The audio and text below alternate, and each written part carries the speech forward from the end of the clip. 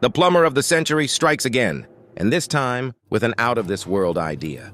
Just imagine, a broken connection, right at the worst possible moment. But then the solution appears. A magic washer. He heated it up, placed it on the connection, and just like magic, it came loose instantly. Once again proving that creativity and experience are worth gold when you're in a tight spot.